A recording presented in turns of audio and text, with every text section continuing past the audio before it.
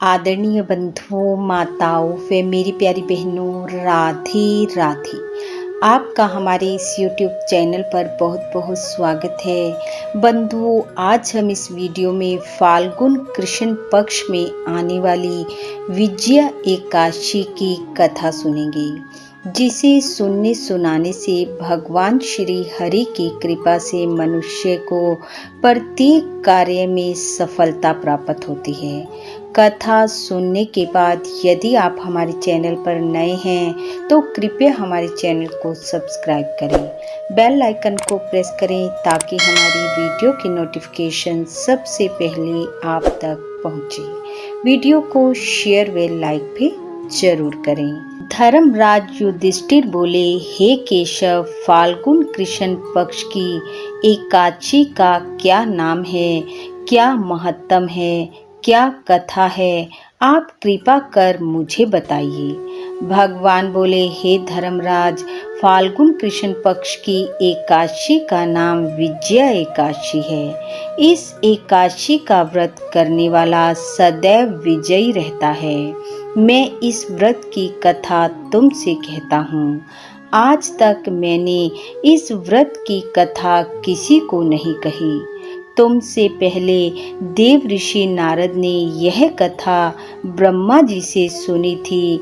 अब मैं तुम्हें सुनाता हूँ, ध्यान पूर्वक सुनो। त्रेता युग की बात है, जब श्री रामचंद्र की पत्नी देवी सीता को लंका का राजा रावण चुरा कर ले गया था, तो वह देवी सीता को ढूंढते ढूंढते सागर तट पर पहुंची, जहां पर उनकी भेंट पक्षीराज जटायु से हुई।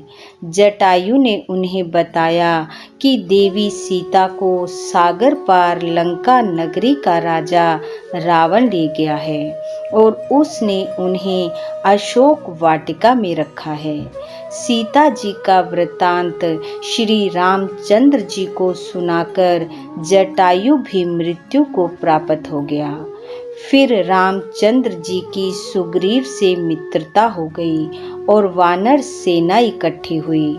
अब श्री रामचंद्र जी अपनी वानर सेना के साथ लंका पर आक्रमण की तैयारी करने लगे, परंतु जल के जीव जंतुओं से भरा सागर पार कर लंका पहुंचना उनके समक्ष एक प्रश्न बनकर खड़ा था। एक साधारण मानव की भांति श्री राम जी चिंतित थे। जब उन्हें सागर पार करने का कोई मार्ग नहीं मिल रहा था, तब उन्होंने लक्ष्मण जी से कहा, हे लक्ष्मण, मुझे ये सागर पार करने का कोई मार्ग नहीं सूझ रहा।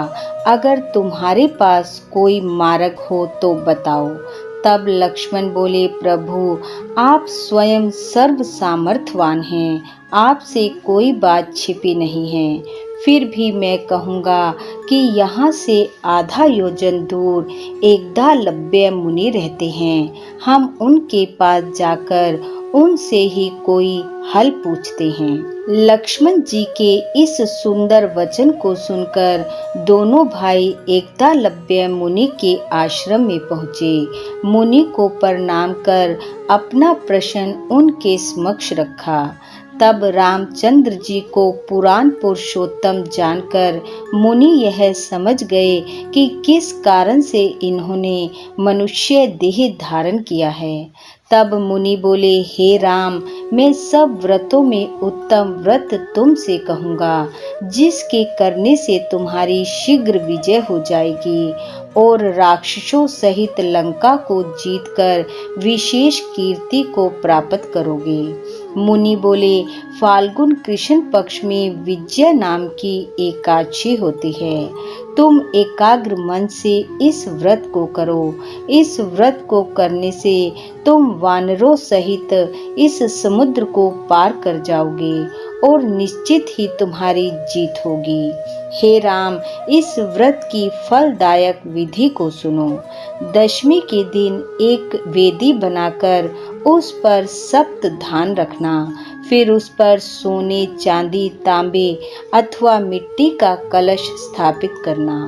एकादशी के दिन उस कलश में 5 पल्लव रखकर श्री विष्णु की मूर्ति स्थापित करना और विधि सहित धूप, दीप, चंदन, फूल, फल एवं तुलसी से श्री हरि का पूजन करना।